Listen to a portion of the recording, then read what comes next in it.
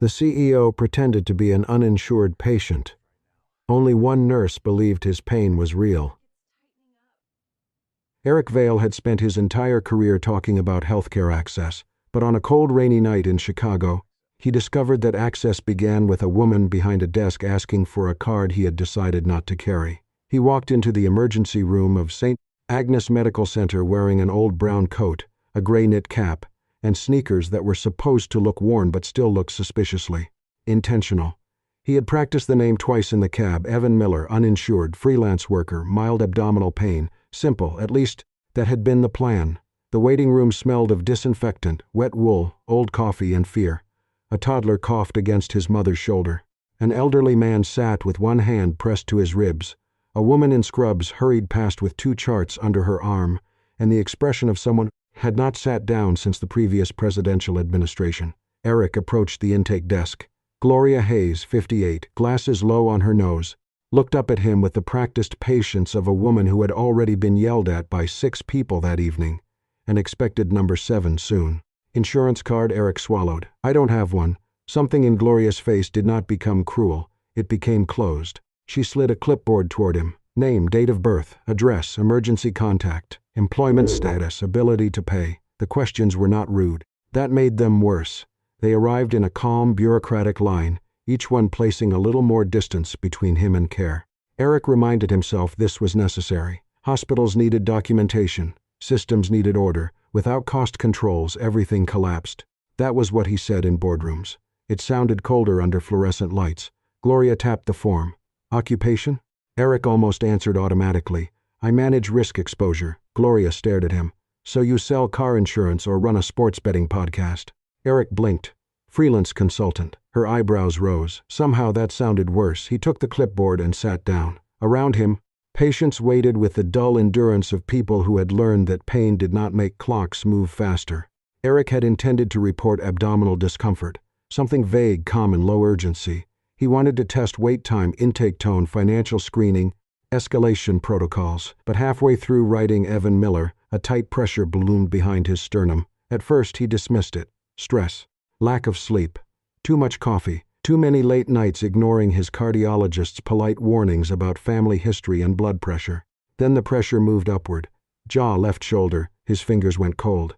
Eric set the pen down carefully. Control the breathing. Observe.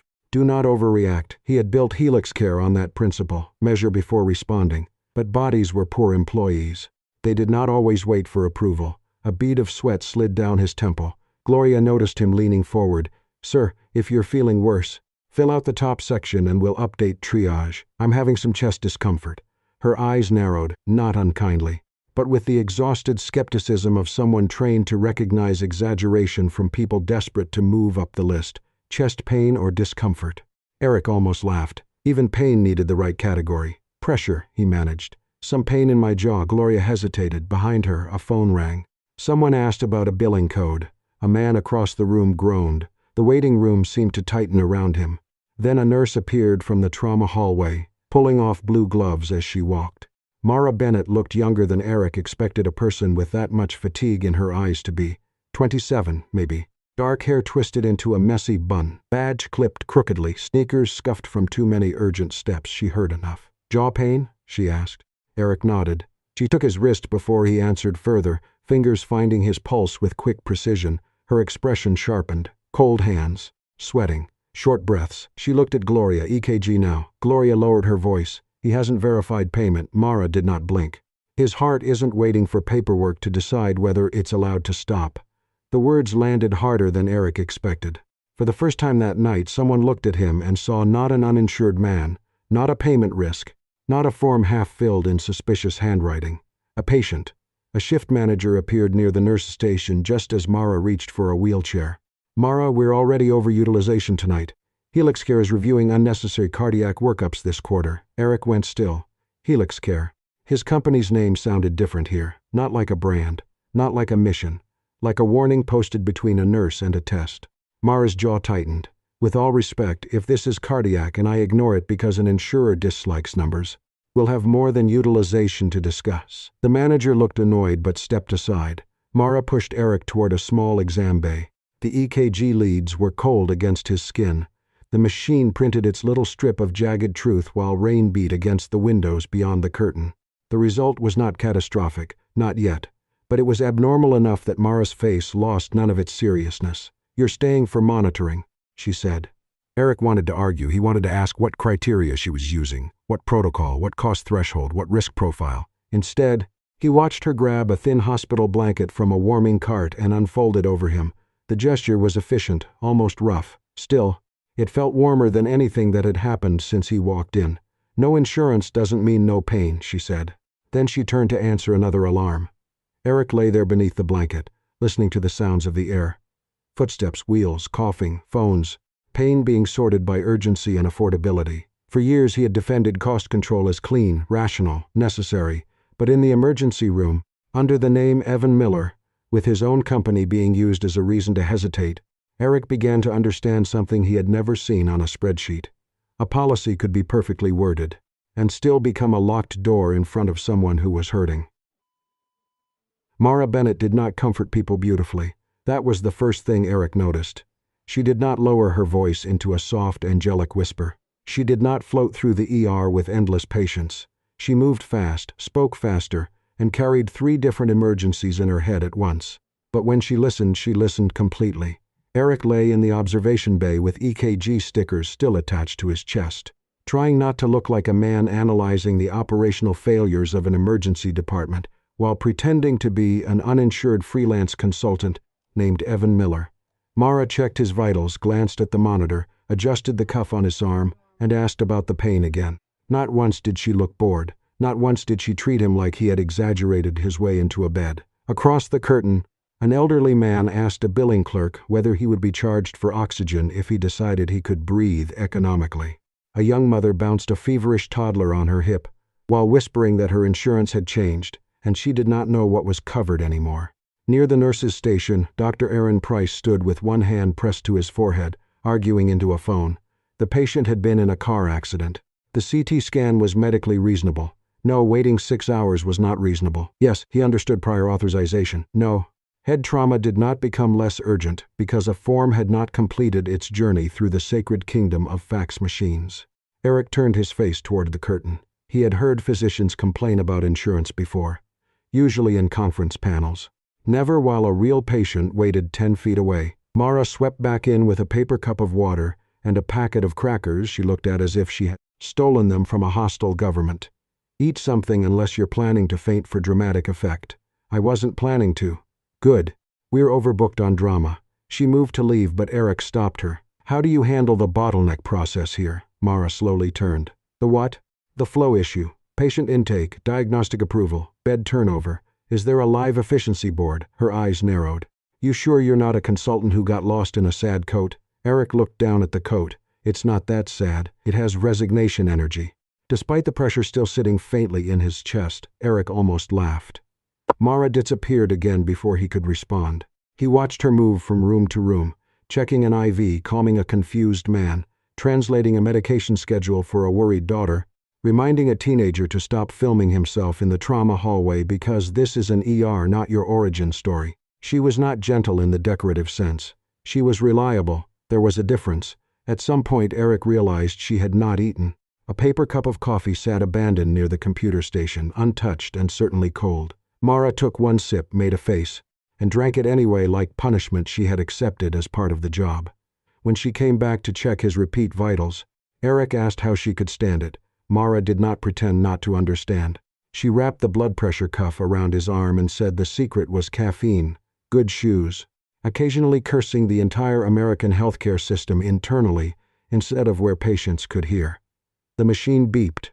"Blood pressure still high," she said. "I've had a stressful evening. Join the club.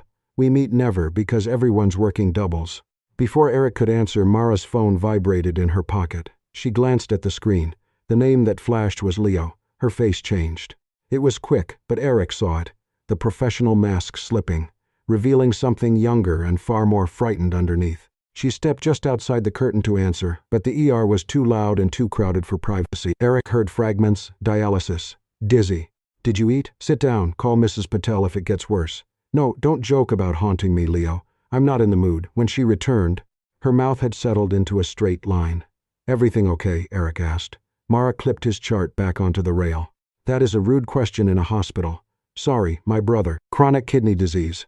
He's 17 and dramatic enough to be medically classified as theater." She said it lightly, but the hand holding the chart was tense. Eric's instinct rose before he could stop it. He knew nephrologists. He knew hospital administrators. He knew funding channels, specialists, medication pathways, private case managers. He could help. The words were almost out. Mara saw them coming. "No, I didn't say anything." "You got the face." "What face?" "The face men get right before they try to solve my life with resources they should not have brought into conversation." Eric closed his mouth. She pointed the chart at him. "You are currently an uninsured freelance consultant in a coat with resignation. Energy. Stay in character." He should have been offended. Instead, he found himself oddly grateful. Then Mrs. Alvarez began screaming. The sound cut through the whole ER. Mara was moving before anyone called her. Eric could see through the gap in the curtain. An older woman doubled over in a chair, one hand clamped to her abdomen, her daughter pleading with Gloria at intake. Mrs. Alvarez had no insurance. She had been waiting for hours. The pain had worsened. The approval for imaging had not cleared because no payment source was verified.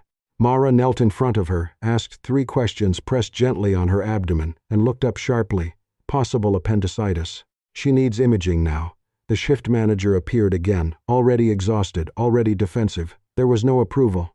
Radiology had been told to reduce non-reimbursed scans. HelixCare was auditing unnecessary emergency diagnostics across partner hospitals. Agnes could not keep absorbing losses because every abdominal pain became a CT. Mara stood. For the first time, Eric saw her anger fully, not loud. Worse, focused. She said Mrs. Alvarez was not a cost category. She was a woman with rebound tenderness, fever, and worsening pain. If they waited for a payment pathway to become morally convenient, they might be wheeling her into surgery too late.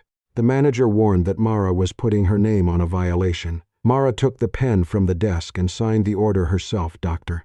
Aaron Price looked at her, then at Mrs. Alvarez, then signed too. The scan confirmed it, appendicitis, urgent surgery. By the time the transport team came, Mrs. Alvarez's daughter was crying into Mara's shoulder. Mara held her for exactly 3 seconds, then stepped back because 3 other patients still needed her. An hour later, Eric saw the note placed in Mara's file.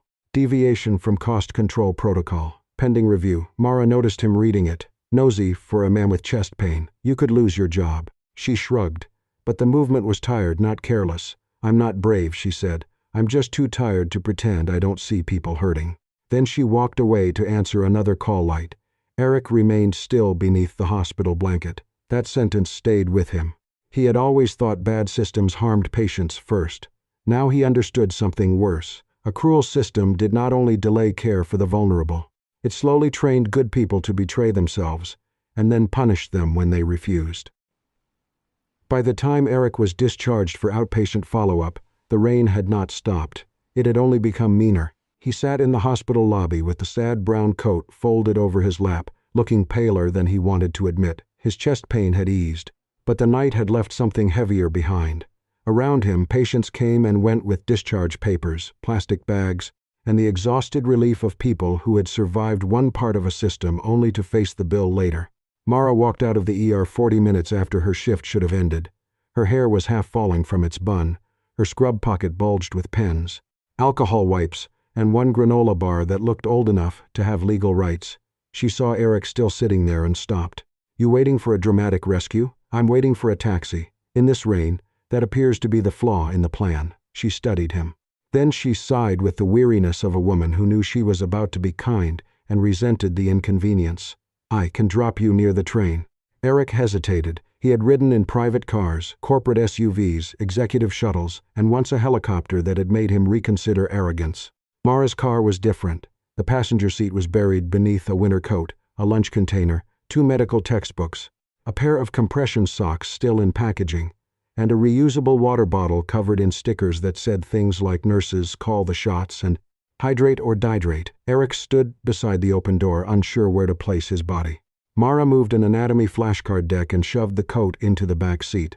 "Nurse car," she said. "It's an emergency room with wheels, worse coffee, and more unpaid parking tickets." He climbed in carefully. A book slid onto his foot. "Is this renal pharmacology light reading? For whom?" "A haunted nephrologist." Mara looked at him, surprised. Then she laughed. It was short, rough, and real enough to make Eric want to earn another one. They drove through Chicago under streetlights blurred by rain. Without the noise of the ER, Mara seemed both younger and more tired. She kept one hand on the wheel. The other loosely around a coffee cup she had clearly forgotten was empty. Eric told her carefully that he worked in healthcare management. It was not a lie. It was also not the truth in any form that mattered. He said he used to believe systems had to be cold to be fair. If rules bent too much, abuse entered. If costs were not controlled, everyone paid more. If every exception became policy, the structure collapsed. Mara kept her eyes on the road. Cold systems usually make poor people cold first.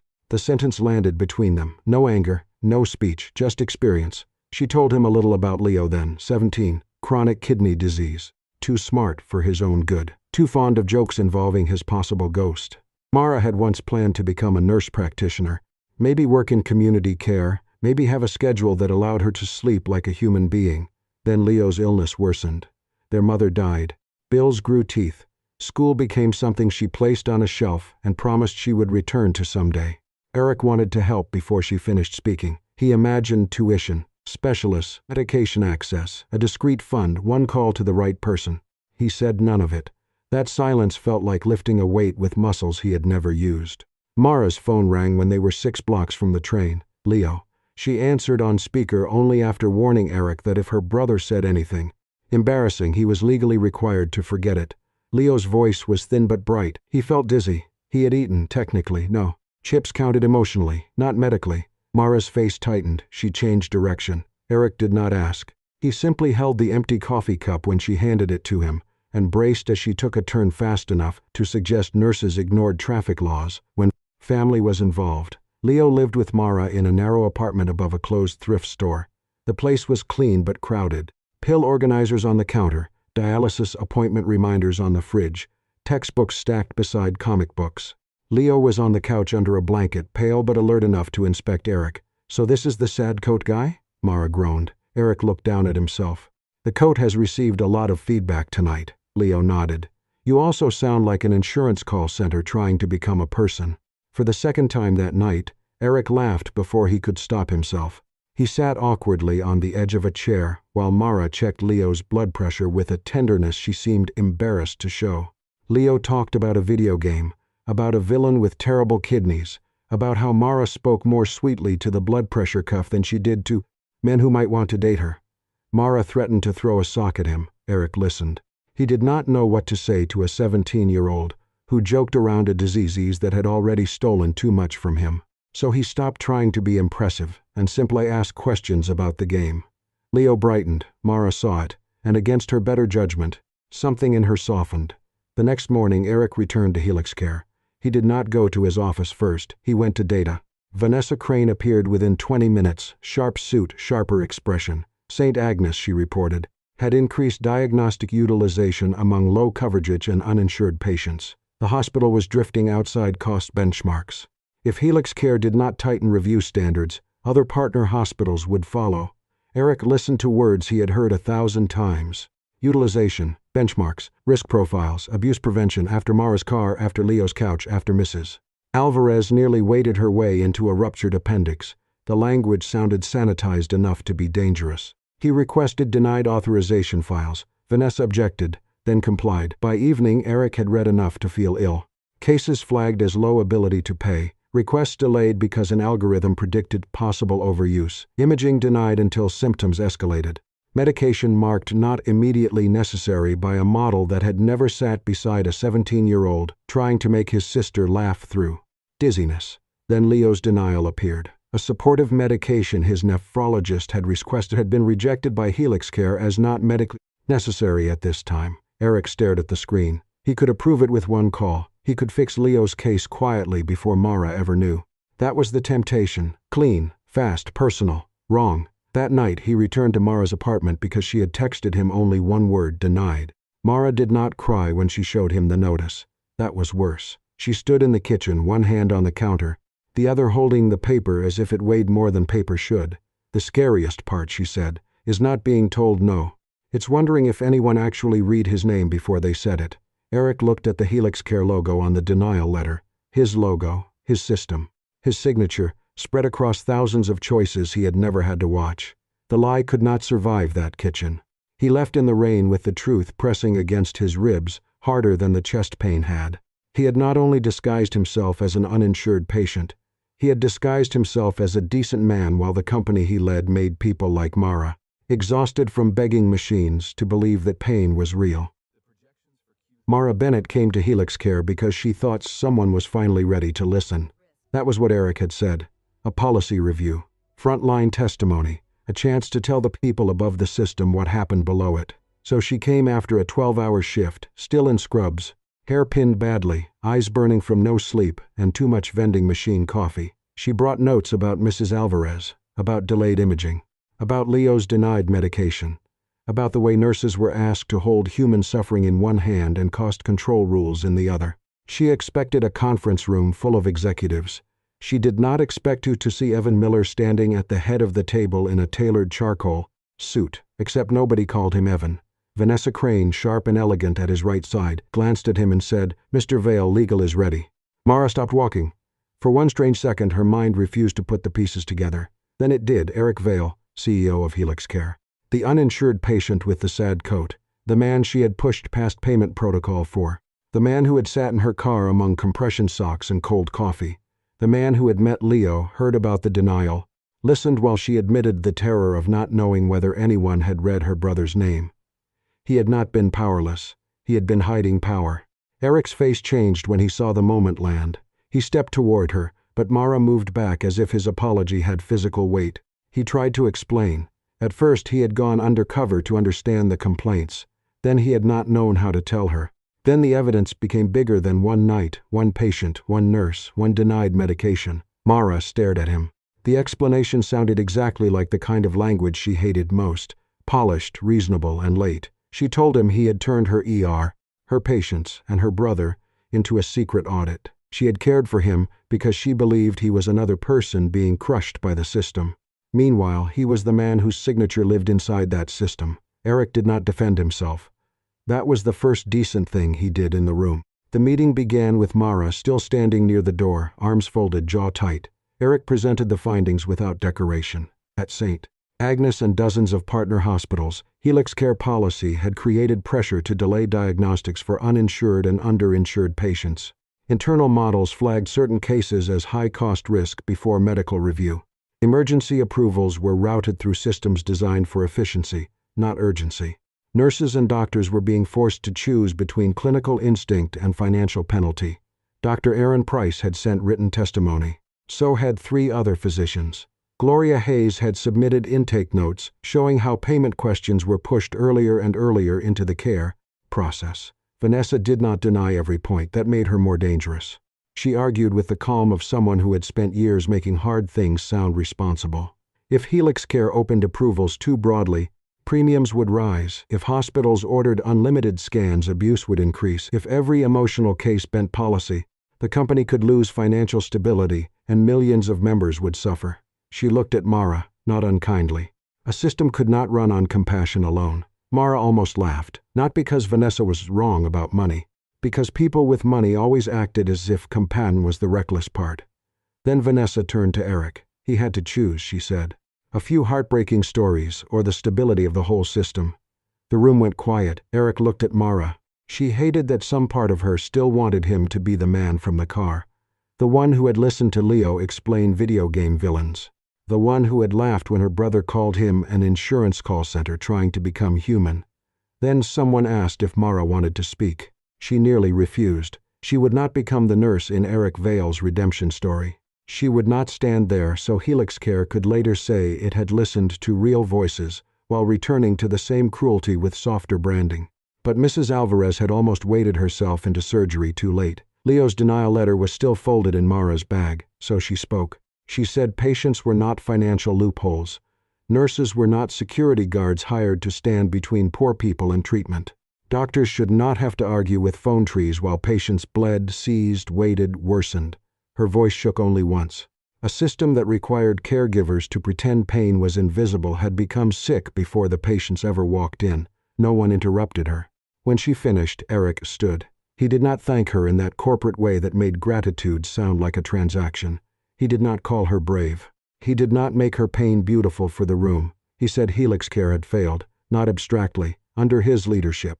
He announced an independent audit of denial and delay patterns, immediate suspension of the cost-risk algorithm in emergency cases, a physician-led urgent approval pathway, retroactive review of denied critical medications, and a community hospital support fund governed outside Helix Care's marketing department. Vanessa went pale. Legal whispered.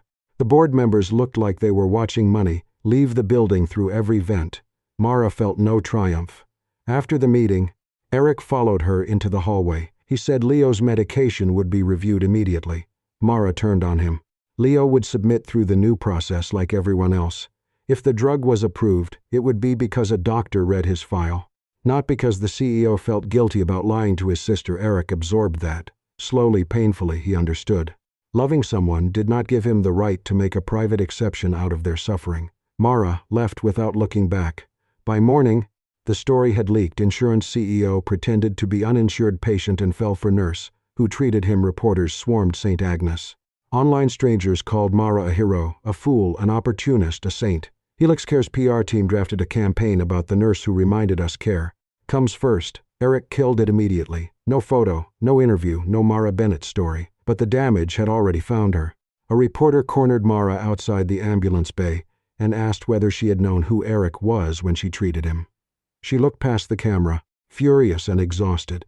The scandal had entered her life because of his lie, and even if Eric was finally changing the system, Mara did not yet know whether she could forgive the man who had made her private compassion public property. A few months later, Helix Care still had lawyers. That was how Mara knew the company had not become holy overnight. There were still meetings, arguments, angry investors and executives who looked at compassion as if it had arrived without a budget code. But something had changed in ways people at St. Agnes could feel before anyone printed a press release. Emergency approvals now went through independent physicians, not only cost review software. Community hospitals received support for treating uninsured patients without being punished for every scan, every test, every human instinct that said, look closer before it's too late. The cost-risk algorithm had been suspended in emergency settings and placed under external audit. Patients could finally see why a service was denied, not a vague phrase, not a cold paragraph, a reason, a name, a path to appeal. It was not enough to fix everything, but it was enough to prove the old way had not been inevitable. Leo's medication was approved through the new review process. Mara read the letter 3 times, looking for the hidden exception, the private favor. The place where Eric Vale had slipped his guilt into her brother's file, there was none. A physician panel had reviewed Leo's history, his nephrologist's notes, Anslab trends and the risks of waiting.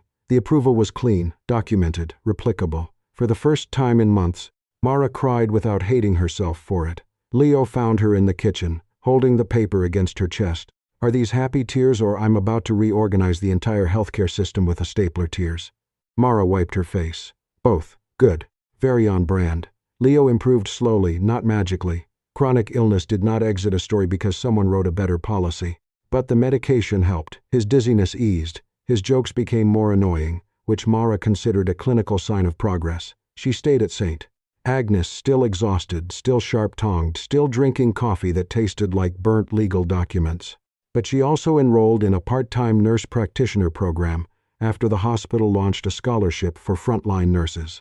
Not Mara's scholarship, a real one, open to nurses across partner hospitals. She applied under her own name and won under her own merit. That mattered more than any gift would have. Eric changed too, not in the dramatic way headlines preferred. He stepped back from direct control over several medical policy divisions and accepted an independent clinical oversight board with the power to challenge Helix Care decisions. Vanessa Crane stayed, though not unchanged. She still cared about cost. She still warned that compassion without structure could collapse under its own weight. But she stopped speaking as if numbers were the only reality.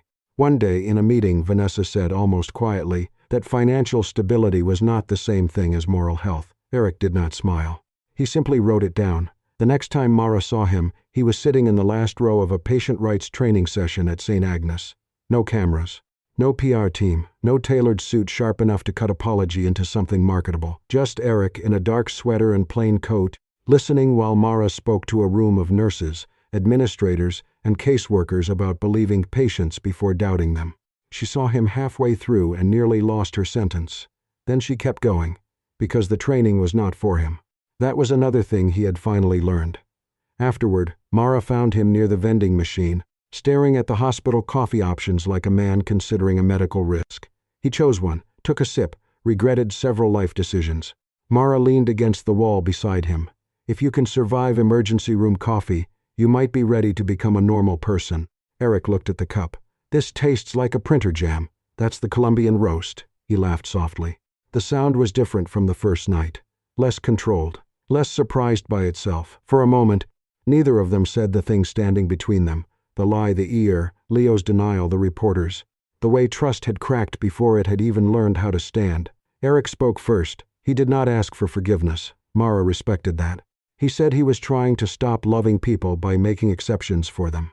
He did not want to fix private pain while leaving everyone else trapped in the same machine. He wanted to learn how to stand beside someone without turning them into proof that he was good. Mara looked at him for a long time. She told him she was still angry. Eric nodded. She told him she had noticed he changed things without requiring her to stand beside him at a podium. He nodded again, but this one looked harder. Then he asked if, someday, she might want coffee with him that did not come from a hospital vending machine. Mara lifted an eyebrow. If you call it a relationship evaluation meeting, I'm reporting you to security. I was going to call it a date. She tried not to smile, failed. Then someday, she said. Yes. A week later, Eric returned to St. Egg without a disguise. No sad coat. No false name. No secret audit hiding inside his pockets. He sat in the waiting room with everyone else while Mara finished her shift. Beside him, a man in worn work boots clutched his stomach and stared at the intake desk. His paperwork sat unfinished in his lap. I don't have insurance, the man whispered, mostly to himself. They're going to think I'm wasting time. Eric did not hand him a business card. He did not call the CEO line. He did not make the man a special exception.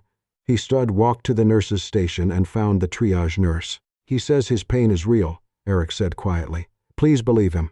From the end of the hallway, Mara saw. She did not smile right away. But her eyes softened, and that was enough. Their love had not begun because Eric pretended to be a patient. It began because Mara believed his pain was real.